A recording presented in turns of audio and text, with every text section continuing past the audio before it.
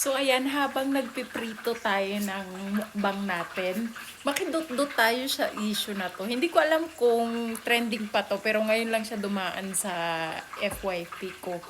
Yung babae na body shame siya sa Soler, na iano ko dyan yung ano niya, yung picture niya. Dahil sa suot niya, parang na body shame siya, tapos parang na-judge siya sa way ng suot niya. Ti, ang dami ko, 100 episode ang pwede kong ikwento sa'yo about sa mga ganitong events sa Maynila. Ay, nako, ang juicy ng topic. Anyway, dati nung nakatira pa kami sa BGC, lagi kong pinaluluwas yung parents ko, yung lolo at lolo ko sa Maynila para makasama ko, para makapagbakasyon sila and all that. At siyempre, pag galing ka sa probinsya, mukha kang probinsya. At yun talaga ang totoo doon, no? Ang nanay at tatay ko ay mukhang probinsya. At hindi ko yan kinahiya nung ako ay nakatira sa Maynila. Pag lumuluwas sila, pinapasyal ko sila kung saan sa mga social na mga kinemberlu, sa mga hotel, ganyan. At hindi mo maiiwasan ang mga crab mentality at ang mga judgmental na mga kuno. Ay, nanggigigil ako. Bigla ako na high blood, te. At i-share ko sa inyo itong anyway, bago yan, ang gulo ko magkwento, bago yan, meron akong mga kakilala na pag pinagbabakasyon nila yung mga parents nila na galing sa probinsya, kinakahiya nila. Ako talaga, alam ng nanay at tatay ko to, never ko talaga silang kinahiya or anything or chinenge ko yung pananamit nila. Kasi I heard some stories sa mga kaibigan ko before na parang pinapadaan sa garahe yung magulang nila para hindi makita sa kondo, doon sa lobby, or binibihisan ng mga ibang damit or inaayos, pinifix nila yung pamilya nila para maging mukhang hindi probinsya. Ako talaga never. Tanungin natin ang tatay ko pag uwi ko ng Bicol. Hindi ko sila pinakikialaman sa pananamit nila. Although sinashopping ko sila, pero hindi ko sinasabi na, oh, magbihis ka ng maayos para hindi ka mukhang hampas lupa. Kasi ganun ang tingin nila, te, pag nasa Maynila ka, tas lumos ka, mukha kang hampas lupa. Ako talaga never. I was always proud na ilakad ko mga nanay at tatay ko sa kaibuturan ng Maynila, sa mga 5-star hotel, sa mga 5-star restaurant, kahit anong itsura nila, te, no?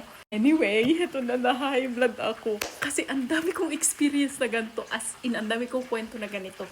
One time, nung dinala ko ang nanay at tatay ko sa Magnum, which is located sa SM Aura, sa Taguig, at ang nanay at tatay ko. At siyempre, dinadala nila yung mga pamangkin ko, although pinsan ko sila mga pamangkin ko. Nakita mo talaga na maitim sila, talagang probinsya talaga, no? Sa akin, I never see any problem naman doon, no? Hindi yan ang focus ko. Ang focus ko, nag-enjoy ba sila?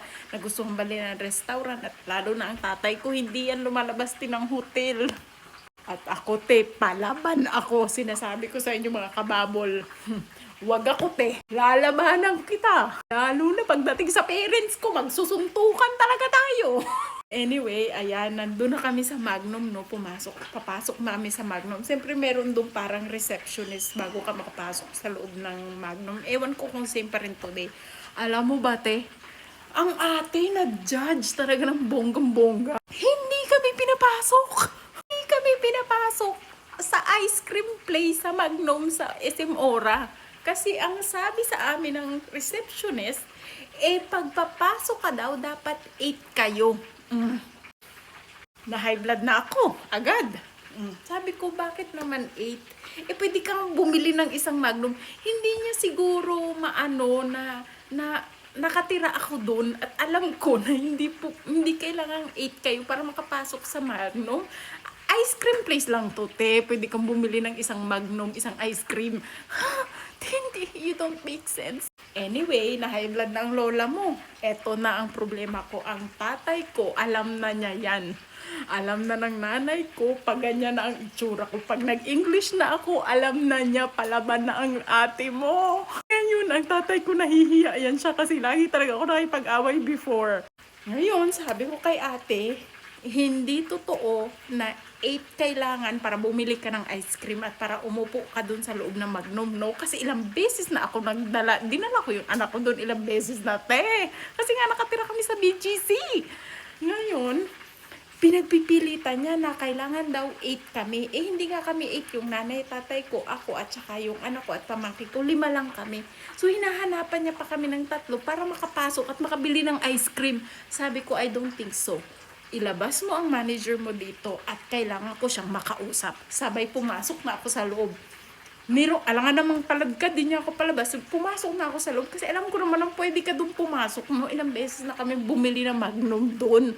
Ngayon pumasok na, umupo na kami, hindi na ako sa kanya nagantay kung anong table ang bibigay niya doon. High blood lang ako talaga, sisi, naalala ko lang. Ngayon, dumating ang manager. Siyempre, kasi mukha akong manager, te. Lagi ako, where is yung manager? Where is yung manager? I wanna speak with yung manager. Talagang manager agad ako. Diretso talaga ako sa manager. Ngayon, dumating na ang manager. Siyempre, high blood na ang lola mo. Ngayon, ang tatay ko, kinakabahan ang tatay ko. Pag ganito na ako, kasi galit na talaga ako. Anyway, ayan, no? Dumating na ang manager. Siyempre, sinabi ko na lagi ako na, kailan kayo naglagay ng rules na kailangan 8 kayo para bumili kayo ng ice cream na Magnum? Kailan to nangyari, te? Kasi almost every week dito, dinadala kong anak ko dito, wala namang ganyang ano. So, nag-sorry-sorry na ang manager, ganyan-ganyan. Koso kakausapin daw niya yung staff niya. Sabi ko, you know what? Dapat matanggal yung staff mo. Kasi yung staff mo na yan, ang babagbag, hihila pa ba ng business na to? Ay, naku, ganyan ako, te. Ngayon, ito na ang problema ko. Alam mo ba, dahil sa experience na to, most of the time, ang tatay ko ayaw na talaga niyang sumama. Kasi na-judge talaga sila sa Maynila. Which is ako, hindi talaga ako pumapayag. Hindi talaga, baka talaga kita tumigil. Nanggigil ako, sisi, kasi ito talaga yung one of the problem na meron talaga ako at the time na nakatira kami sa ang dami mga judgmental team. As in, ang dami niya nila. At dahil nga sa experience na yan, ang tatay ko ay takot lumabas pag dinadala ko sila sa Maynila. Alam nyo ba, pag naka-stay kami sa Marriott Hotel, most of the time, ang tatay ko, nasa loob lang siya talaga ng kwarto. At dinadalahan namin siya ng pagkain ni nanay sa loob ng kwarto kasi hindi yan siya lumalabas. Minsan napipilit ko yan siya pero most of the time hindi siya lumalabas ng kwarto kasi naiisip niya na ano ng mga tao, ano sasabihin, yung itsura niya, ganyan.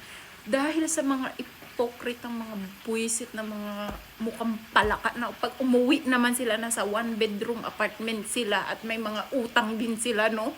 Pero grabe yan sila makajudge. Nagtrabaho lang yan sila sa mall. Pero grabe yan sila makajudge. Kala mo. Pero kung alam mo lang, alam ko may utang ka kung saan. Sarot. Pero anyway, no, kidding aside. Grabe. Alam mo ba ang tatay ko talaga? Pag kumakain kami nila nanay sa restaurant, sasabihin niyan, to go na lang siya, mag-stay. One time pa, naiwan namin yan siya sa kwarto. Kasi most of the time naman talaga, gusto niya, iwanan namin siya doon. Ayaw niya talaga sumama.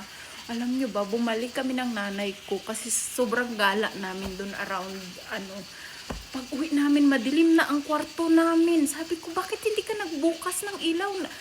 Alam mo, ang tagal niya na pala sa madilim na kwarto. Tapos sabi ng tatay ko, alam mo ba anak, bumubukas yung ilaw ng kusa. Kasi alam mo yung sa hotel, kusa siya bumubukas pag may gumagalaw. So sabi niya, pag gumagalaw ako, bumubukas yung ilaw. Pero pag naupo na ako, namamatay yung ilaw. Automatic. Eh, yan yung mga kaya alam mo ba, talaga nung in my 20s, nung inaano ko ang mga parents ko sa Manila, ang tapang-tapang ko kasi na-judge talaga sila. Uy, wag naman kayong ganyan, uy.